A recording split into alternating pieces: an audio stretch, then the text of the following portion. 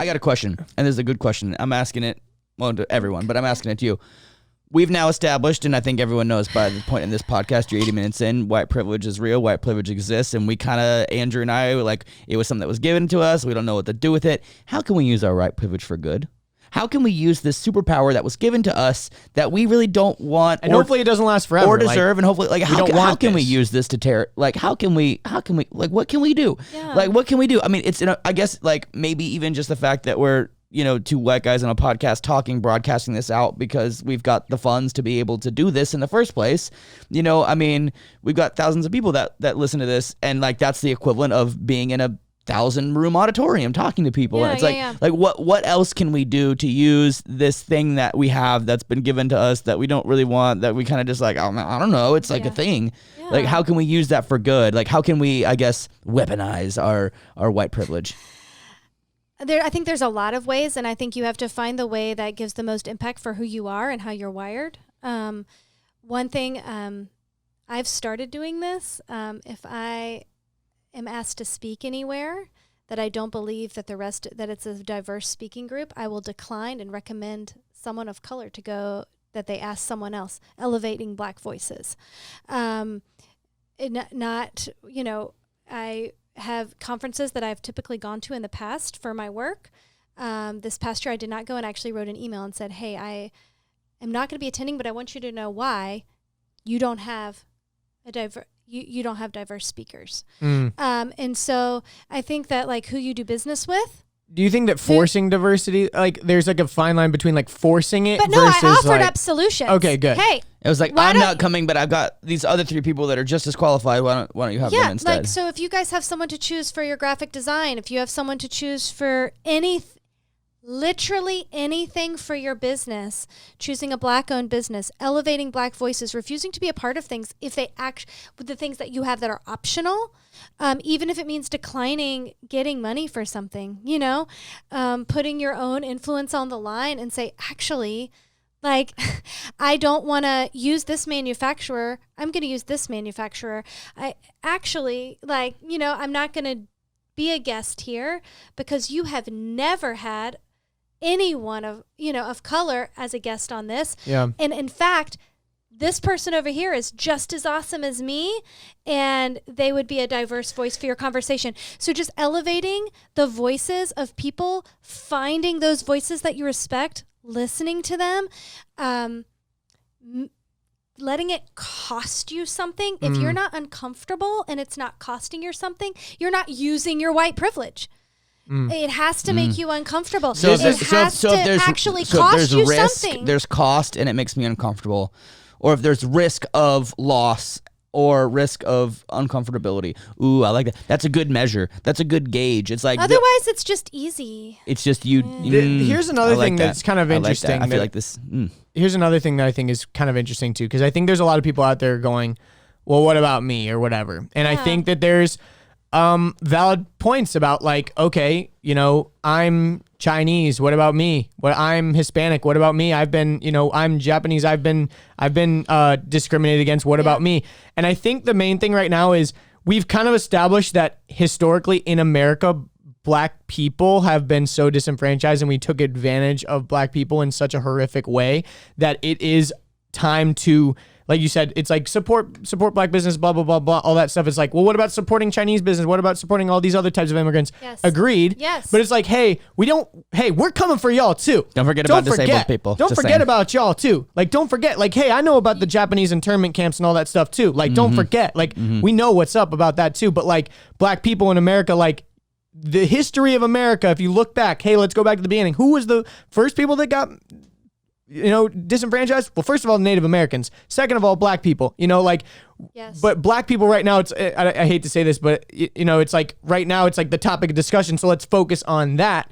But there's so many other people too. But it's like we gotta solve issues one at a time. And right now, this is like a really big issue that we can all get behind. Yeah, and it's also an issue that's so different. I've heard people say, like, well, slavery, there were slaves in every country. I mean, there's and every country's benefited from slave labor. Systems. There's all sorts of things. Like, I get that. Or even the argument that, like, white people were enslaved once. This is the only situation where not the only, there were some when East Africans were taken to India and to Asia. So aside from that, but that's very, very long time ago. Not an excuse, but it's a very long time ago. Lots of But slavery. in our modern history, this is an account of us literally kidnapping. Like, it's not the same. Yes, we've gone into countries and we've pillaged them. This is a different case. No black person who is a descendant of a slave. They did not choose to be here. It is different. It is just entirely different. There's a lot I could say around that, but I think that it's important to know the difference and not try to draw comparisons to all different things. Yes, everybody matters. Like, we know that.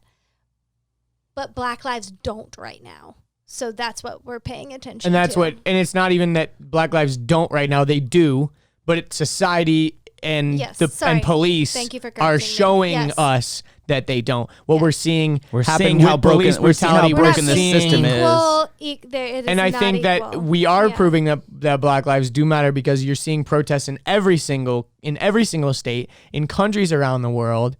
And I think that right now it's a beautiful time, because we're seeing that. That's crazy that it's worldwide. That's the part that blows me away. Like, that's some revolution. Like, I think about over the years, all the big protests we've seen and big dictatorships being taken down, and things like Greece and things like Turkey and things like Venezuela and things like Iran and Syria, like all this stuff. But it's like most of those protests weren't worldwide. Those were pretty localized. I mean, Hong Kong, like, pretty localized. There, not a lot of people gave a single crap about anything. And now, this is different. Like, this is worldwide, baby. Like, again, but like a lot of those protests for a lot of different things. Like, what am I going to do in America to protest Hong Kong? Go into the square and hold up signs? Like, I don't know. But the thing I think that's so resonant about Black Lives Matter is there are Black people in every single country. You know, Black people are represented everywhere. And I think a lot of people, even if they aren't from slave descent, and across countries, yes, Black they're still historically marginalized. are you know, they have not, and across country lines, across history. British rule in many countries in Africa. I mean, and we're not saying that because it's like a cool thing. Like, like it's obviously terrible, but we're just like pointing it out and shedding light on it. And I think it's a important time. Yeah. Erin Lee, you have a lot of resources that you wanted to share too, of like actual places people can go. She's been dropping some really cool like resources. So you've been grabbing them for the show notes, yeah? Yeah, like what are some other places? Where else can we go? You know, now that people have made it all the way to the end of this podcast, how can they take action? Yeah. I feel like right now, if you're on social media at all and you have any sort of you're following a diverse, it's almost overwhelming. There's too many resources. Like, so many books, so many articles, so many things. So I would encourage people to find where they want to make change and action. Is it writing to your kid's school? You know, is it at any level? Is it contacting your mayor? Is it, police? Where do you want to see the change, and what influence do you already have? And then figuring out best ways to do that. If you're trying to figure out a way to address your boss, there are sample letters online where you can download them. And hey, this is a way that I can address this. That if you're wanting to know of how to contact your mayor, look it up. It's public knowledge. There's even some websites you can go to. You click on it, you put in your name, you put in your state, and then it generates an entire email for you, and you just press send. Yes, and then ResistBot, I think, is one of those for like contacting people. Follow Grassroots Law. Yeah, on Sean Instagram. King has been posting a ton about that. Grassroots seems Law like one of the best gives real you actual solutions things right to now. do. An amazing solution that is completely, and I'm so sorry because I don't want to say it wrong. It's called Campaign Zero. I would encourage everyone to check out Campaign Zero. It details out the exact policies in policing. So if you're not like, we need better policy in policing. It's like what policy in policing? It tells you exactly, and it tells you like how to go in the percentages, and you can how to look it up in your city. Barack Obama actually posted. He did a banger of a post. Banger. Helpful post. I went to the links, and I actually felt a little overwhelmed, but it is step by step. So here's the thing. Are you committed to the change? Are you willing to spend 2 hours wading through that? Like, and that's the thing. People want to be able to just call a number, which that does help. People can't even last 15 seconds on TikTok. Like, it's, it's bad. But if we want to enact real change, it's going to take us a minute. It's going to take us some time to go downtown. It's going to take us some time to make phone calls. A lot of these calls, you're on hold for a really long time. Like, are you willing to do that? Like, how much does it matter? Because I guarantee you, if your brother or your sister or your son or your daughter had met any of these demise or were at risk of this in any way, shape, or form, you'd be like, I will spend all the hours on the phone. And that's what we need to do. I love it.